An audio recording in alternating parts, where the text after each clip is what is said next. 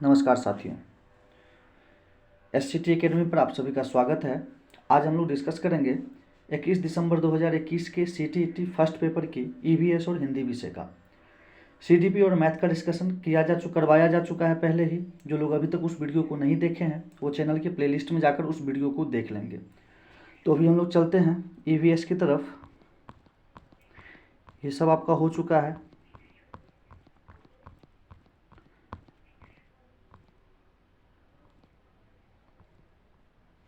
ये रहा आपका ईवीएस का पहला प्रश्न। प्रश्न है आपका, निम्नलिखित में से क्या पर्यावरण अध्ययन में आकलन का संकेतक होना चाहिए। अभी हम लोग सिर्फ आंसर डिस्कस करेंगे। इसका सही उत्तर हो जाएगा आपका क्वेश्चन ऑप्शन नंबर फर्स्ट, सहयोग। चलते हैं नेक्स्ट क्वेश्चन पे।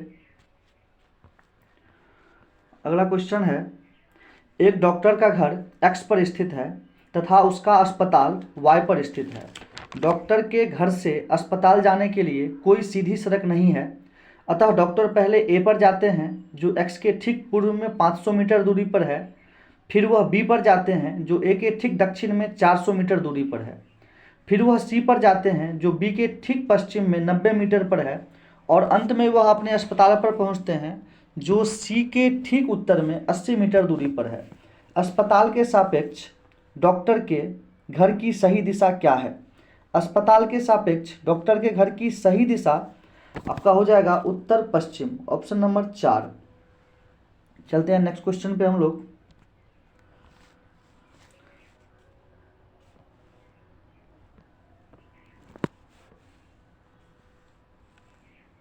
अगला क्वेश्चन है आपका, बच्चों के सीखने की प्रगति को आंकने के लिए शिक्षकों के द्वारा अक्सर पोर्टफोलियो का उपयोग किया जाता है। पोर्टफोलियो बच्चों के सीखने की प्रगति का एक संचयी अभिलेख है। बिल्कुल, बच्चों द्वारा अपने कार्यों को प्रदर्शित करने में समर्थ बनाता है। सिर्फ एक वर्ष में बच्चों के स्कूल में उसकी उपस्थिति से संबंधित एक कथन है। यह गलत ऑप्शन है आपका। बच्चों को सीखने और आकलन में सक्रिय भागीदार बनाने में समर्थ करता है, यह भी सही है। अर्थात इसका सही आंसर हो जाएगा आपका ए, बी और डी।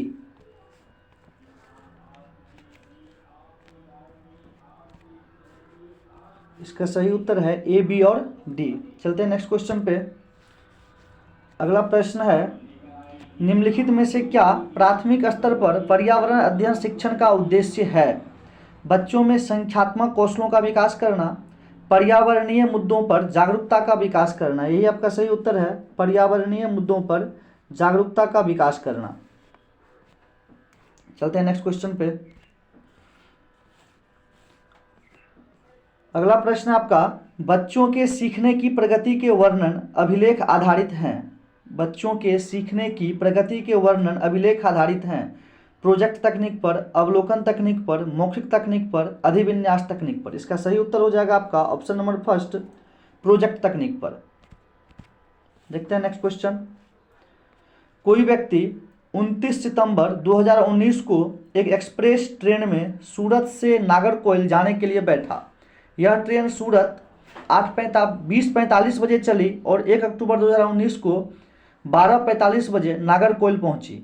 यदि सूरत से नागरकोइल के बीच ट्रेन मार्ग की दूरी 2200 किलोमीटर है तो इस यात्रा में ट्रेन की औसत चाल थी। जब इसका आप निकालेंगे चाल तो इसका सही उत्तर हो जाएगा आपका 50 किलोमीटर प्रति घंटा, ऑप्शन नंबर 1।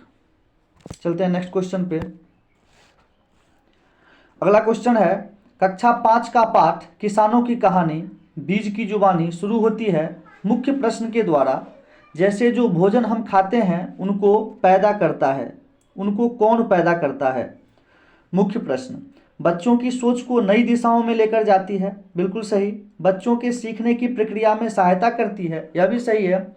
बच्चों की स्मरण आधारित कौशलों के विकास में सहायता करती है, नहीं होगा। शिक्षकों को कक्षा में अनुशासन बनाए रखना, यह भी गलत है आपका। अर्थात ए और बी सही है आपका, ऑप्शन नंबर 4 इसका राइट आंसर होगा। चलते हैं अगले प्रश्न पे। अगला प्रश्न है आपका, निम्नलिखित में से कौन से सीखने के सिद्धांत पर पर्यावरण अध्ययन आधारित होता है। अज्ञात से ज्ञात नहीं होगा, अमूर्त से मूर्त, वैश्विक से सामान्य, मूर्त से अमूर्त। ऑप्शन नंबर 4 बिल्कुल सही है आपका, मूर्त से अमूर्त। देखते हैं नेक्स्ट क्वेश्चन। निम्नलिखित में से क्या पर्यावरण अध्ययन के पाठ्यचर्या के सुझावित थीमिका ऑफ थीम है? कई बार क्लास में चर्चा किए हैं जानवर और पौधे, ये आपका उप थीम है, उप विषय है। चलते हैं नेक्स्ट क्वेश्चन पे। निम्नलिखित में से कौन पर्यावरण अध्ययन में बच्चों के आकलन के लिए सबसे कम उपयुक्त है? सबसे कम जो उपयुक्त होगा वो होगा बंद उत्तर वाले प्रश्न, ऑप्शन नंबर 1। नेक्स्ट क्वेश्चन को देखते हैं। नीचे दिए गए किस रोग के प्रकरण में डॉक्टर रोगियों को गुड़, आंवला और हरी पत्तियों वाली सब्जियों को खाने की सलाह देते हैं? इसका हो जाएगा अनीमिया, जिसमें आयरन का कमी होता है, उसको ये सब खाने के लिए दिया जाता है। चलते हैं नेक्स्ट क्वेश्चन पे। निम्नलिखित में से क्या पर्यावरण अध्ययन में बच्चों के लिए ज्ञान की रचना के लिए प्रभावशाली संसाधन नहीं होगा? वास्तविक जीवन की घटनाएं, समुदाय सदस्य, कक्षा की चार दीवारी, बच्चों के स्थानीय संसाधनों का उपयोग। प्रश्न है निम्नलिखित में से क्या पर्यावरण अध्ययन में बच्चों के लिए ज्ञान की रचना के लिए प्रभावशाली संसाधन नहीं होगा? आपका आंसर हो जाएगा ऑप्शन नंबर 3 केवल सी, कक्षा की चार दीवारी। चलते हैं नेक्स्ट क्वेश्चन पे। अगला क्वेश्चन है निम्नलिखित में से कौन पर्यावरण अध्ययन का गुण नहीं होना चाहिए? यह एक विषय क्षेत्र है, यह बाल केंद्रित है, यह संदर्भित है, यह एक एकीकृत विषय क्षेत्र है। यह एक एकीकृत विषय क्षेत्र है, एक विषय क्षेत्र नहीं होगा। ऑप्शन नंबर फर्स्ट इसका आपका उत्तर है। चलते हैं नेक्स्ट क्वेश्चन पे। कुडुकू बार बार रिपीट हो रहा है। कुडुक कहाँ के लोगों की भाषा है? पता होगा आप लोगों को, झारखंड। अगला प्रश्न है हाथियों के विषय में नीचे दिए गए कथनों पर विचार कीजिए। हाथी एक साथ समूह जिसे झुंड कहते हैं में रहते हैं, बिल्कुल सही है। हाथियों के झुंड में केवल हथनियां और बच्चे ही रहते हैं, ये भी सही है। हाथियों के झुंड में कितनी भी हथनियां अपने बच्चों के साथ रह सकती है? नहीं, उसकी संख्या 14 या 15 होती है मात्र। अगला है हाथी 4 से 5 वर्ष की आयु होने तक ही झुंड में रह सकते हैं, इसके पश्चात वह अपना झुंड छोड़कर हाथियों के झुंडों में सम्मिलित हो जाते हैं। नहीं, 14 से 15 वर्ष की आयु तक रहते हैं। सी डी गलत है, ए और बी आपका सही है, अर्थात ऑप्शन नंबर 3 ए और बी। नीचे दी गई सूची पर विचार कीजिए। झील, झरना, तालाब, पहाड़ी, नदी, उपरोक्त सूची में से कौन सा इसमें से भिन्न है? झरना, तालाब, झील ये तीनों जल के स्रोत हैं, पहाड़ी आपका इसमें भिन्न है, ऑप्शन नंबर 4। नेक्स्ट क्वेश्चन देखते हैं। दांडी यात्रा भारत की आज़ादी से पहले की महात्मा गांधी के जीवन की एक महत्वपूर्ण घटना है। यह घटना घटी थी 1930 में घटी थी, ऑप्शन में है ही नहीं। हम लोग तीसरे को लेकर चलते हैं, 1932 आसपास।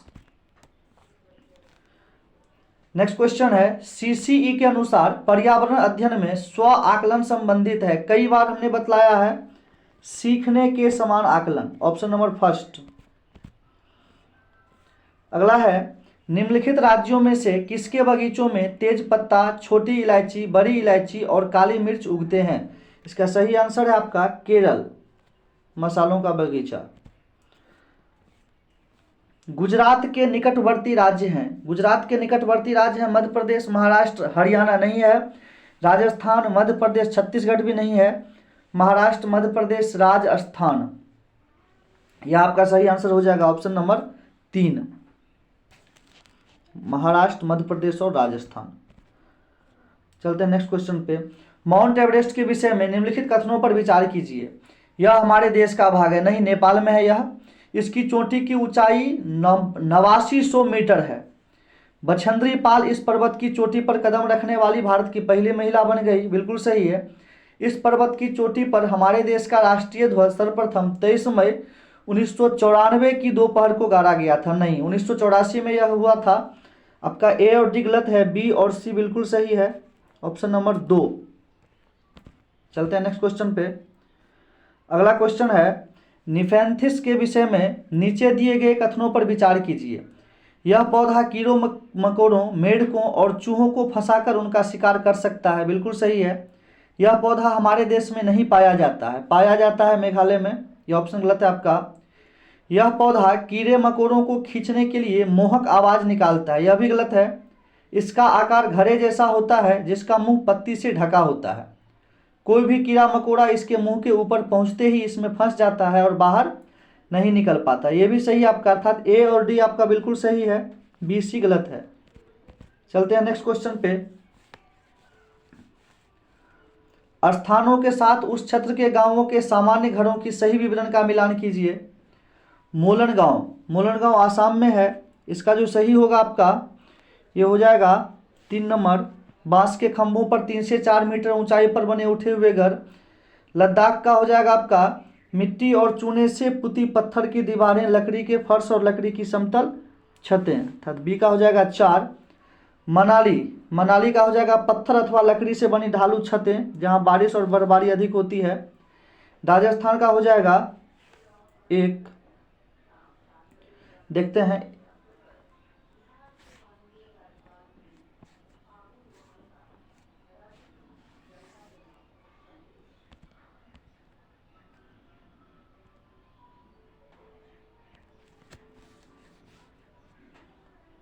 इसका सही ऑप्शन आपका हो जाएगा, यहाँ पे कुछ मिसप्रिंट है, ऑप्शन नंबर 3। यहाँ पे बी में भी 4 है और सी में भी 4 है, सी में 5 होना चाहिए। चलते हैं आगे नेक्स्ट क्वेश्चन पे। अगला प्रश्न है आपका, भोजन किस प्रकार से खराब होता है, इससे संबंधित प्रयोग के संचालन में एक पर्यावरण अध्ययन का शिक्षक बच्चों की सहायता करता है। निम्नलिखित में से क्या इस प्रयोग में प्रक्रिया आधारित सीखने का उद्देश्य नहीं होगा। आसान सा प्रश्न है, स्मरण करना। चलते हैं नेक्स्ट प्रश्न पे। पर्यावरण अध्ययन में सार्थकपूर्ण सीखना निम्नलिखित में से किसके द्वारा नहीं हो सकता है। प्रत्येक उपकरण के प्रारंभ में मुख्य प्रश्नों को पूछकर, किस्से और कहानियों द्वारा बच्चों को स्मरण आधारित सीखने में शामिल करके। स्मरण वाला आपका नेगेटिव है। नेक्स्ट प्रश्न पे चलते हैं। नीचे दिए गए कथनों पर विचार कीजिए। गुजरात में लोग दाल के साथ चपाती खाते हैं और दाल में शक्कर डालते हैं, बिल्कुल सही है। केरल में अधिकतर लोग किसी भी करी के साथ टैपियोका खाते हैं, यह भी सही है। कश्मीर में लोग नारियल के तेल में बनी समुद्र की मछली खाते हैं, नहीं, वहाँ सरसों के तेल में खाते हैं।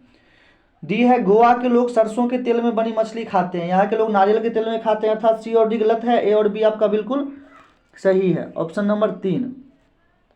चलते हैं नेक्स्ट क्वेश्चन पे। अगला है, पर्यावरण अध्ययन में बच्चों के लिए संवेदनशील मुद्दों जैसे लिंग भेद का अर्थपूर्ण संपादन किया जा सकता है।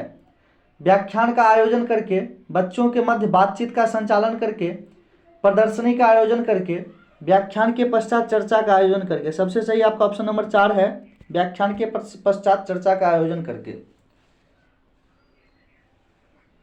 अगला प्रश्न है, निम्नलिखित में से कौन सी युक्तियों के द्वारा कक्षा 5 के उपविषय बोलती इमारतें एक पर्यावरण अध्ययन के शिक्षक के द्वारा अर्थपूर्ण तरीके से संपादित की जा सकती है।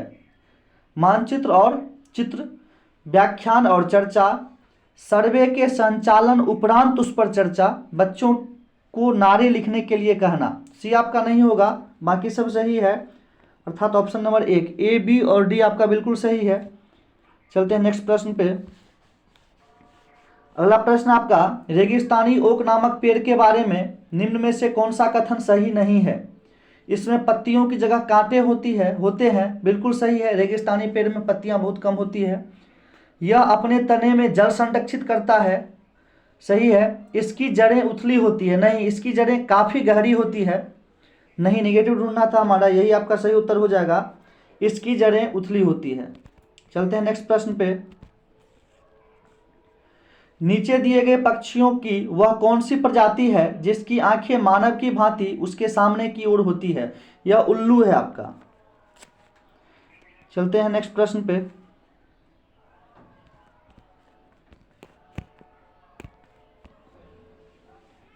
आपका ईवीएस 30 प्रश्न हो चुका है। आगे देखते हैं हम लोग हिंदी को। गद्य पे आधारित प्रश्न है आपका। पहला प्रश्न है, बच्चे की सृजनात्मकता में बाधक है। बच्चे की सृजनात्मकता में बाधक है, इसका सही उत्तर हो जाएगा आपका बंधा बंधाया कथ्य। गद्य पढ़ेंगे वहां पे स्पष्ट मिल जाएगा सभी का आंसर आपको। नेक्स्ट क्वेश्चन देखते हैं।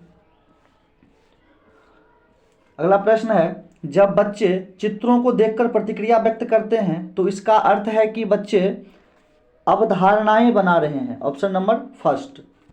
चलते हैं नेक्स्ट क्वेश्चन पे।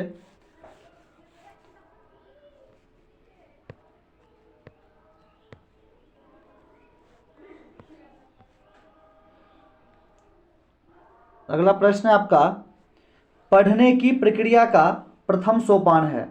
पढ़ने की प्रक्रिया का प्रथम सोपान है चित्रात्मक पुस्तकें, भाषा की पुस्तकें, पुस्तकों के प्रति आकर्षण, पुस्तकों के पन्ने पलटना। इसका सही उत्तर हो जाएगा आपका पुस्तकों के प्रति आकर्षण। देखते हैं अगला प्रश्न।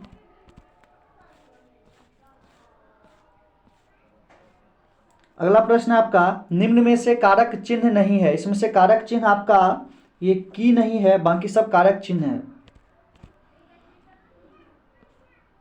अगला प्रश्न है आपका, चित्रात्मक पुस्तकें बच्चों को डैश प्रदान नहीं करती। नेगेटिव ढूंढना है हमको। उन्मुक्तता प्रदान करती है, सृजनात्मकता प्रदान करती है, स्वच्छंदता प्रदान करती है, सीमितता प्रदान नहीं करती है। अर्थात आपका उत्तर हो जाएगा ऑप्शन नंबर 4। नेक्स्ट क्वेश्चन देखते हैं। अगला प्रश्न है, शारीरिक में प्रत्यय है। एक प्रत्यय हो जाएगा, सभी को पता होगा। अगला प्रश्न है, अवधारणाओं के बनने के संदर्भ में महत्वपूर्ण है। अवधारणाओं के बनने के संदर्भ में महत्वपूर्ण है आपका संदर्भ युक्त परिवेश। चलते हैं नेक्स्ट प्रश्न पे। अगला प्रश्न है, चित्रात्मक किताबें में चित्रात्मक शब्द है। चित्रात्मक जो है आपका वो विशेषण है।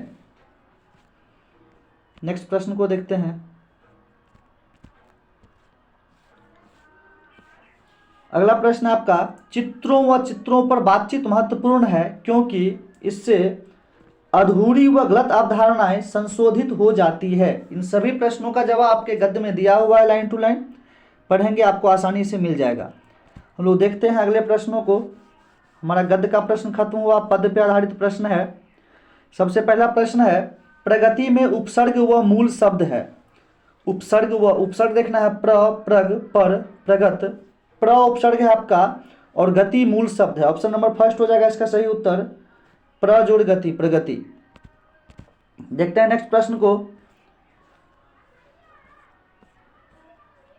कविता में बच्चों में भी ब्लड प्रेशर होने की बात कही गई है। उसका प्रमुख कारण है प्रथम आने का तनाव। बच्चों पे प्रथम आने का तनाव है। नेक्स्ट प्रश्न है, बचपन को किसने समाप्त कर दिया है। प्रगति की अपेक्षा। प्रगति की अपेक्षा ने बचपन को समाप्त कर दिया है पद के अकॉर्डिंग।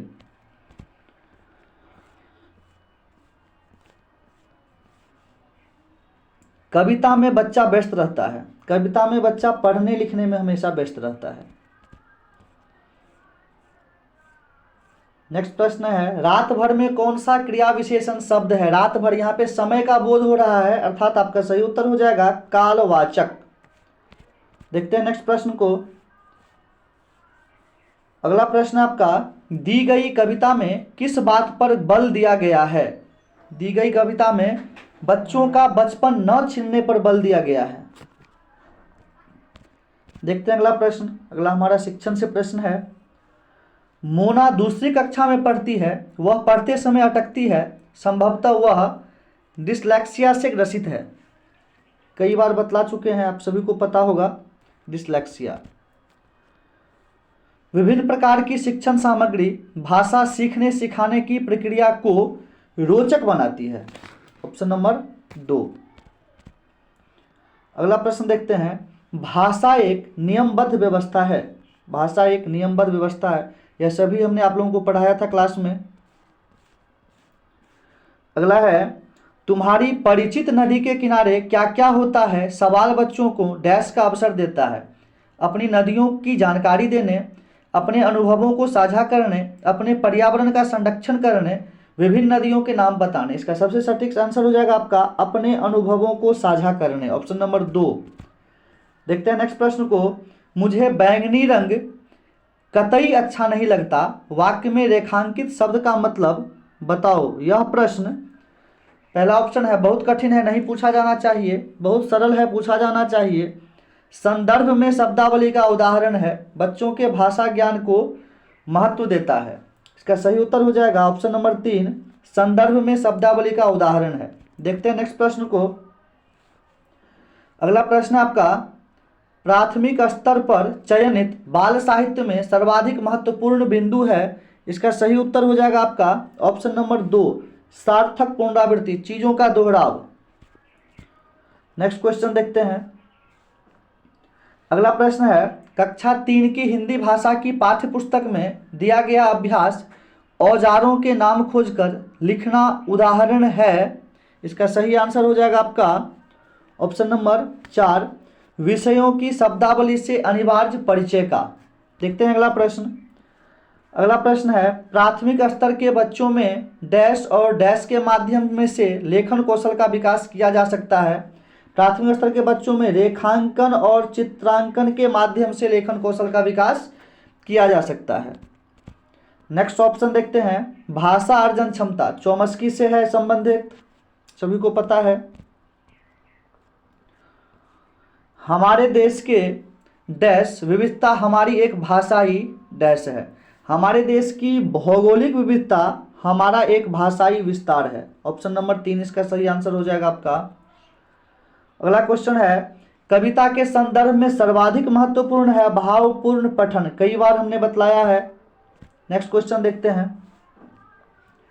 सुनी और पढ़ी कहानियों के आधार पर बच्चों के साथ कौन सी भाषाई गतिविधि सर्वाधिक महत्वपूर्ण है।